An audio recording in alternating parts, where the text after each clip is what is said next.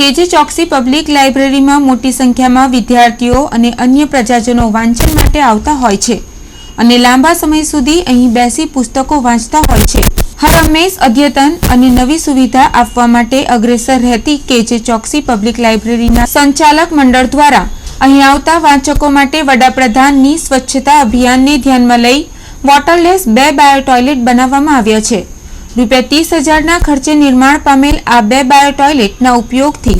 ગંદકી પ્રસરશે નહીં અને સ્વચ્છતા જળવાઈ રહેશે તેમ ગ્રંથપાલ નરેન સોનારે જણાવી સરકાર દ્વારા આ માટે પણ લોકોને સહાય આપવામાં આવે અને મહત્તમ સ્થળોએ આવા આધુનિક ટોયલેટ બને તે સ્વચ્છ ભારત અભિયાનને પણ વેગ મળી શકે તેમ કહ્યું હતું. વિદ્યાર્થીઓને બધા વાંચવા આવે છે એમના માટે એક વોટરલેસ યુરિનલ અમે સ્થાપી છે જે પાણીનો બગાડ થતો અટકાવે છે એની સાથે સાથે જે ગંદકી યુરિનલને વ્યય થતાં જ્યારે યુરિનલ ફેલાય છે ત્યારે જે ગંદકી જે થાય છે એના ઉપયોગથી તે પણ ગંદકીના કારણે દુર્ગંધ જે ઉત્પન્ન થાય છે એ પણ આ વોટર યુરિનલના કારણે બંધ થશે અને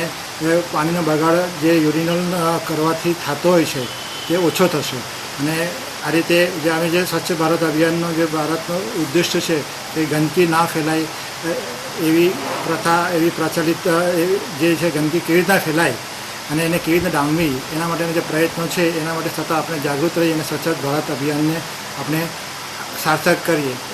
કેજે ચોકસી લાઇબ્રેરીની પહેલ બાદ વિવિધ સરકારી કચેરીઓ સહિત જાહેર સ્થળો પર આવા ટોયલેટ બનાવવા માટેની વિચારણા થાય તે આવશ્યક છે.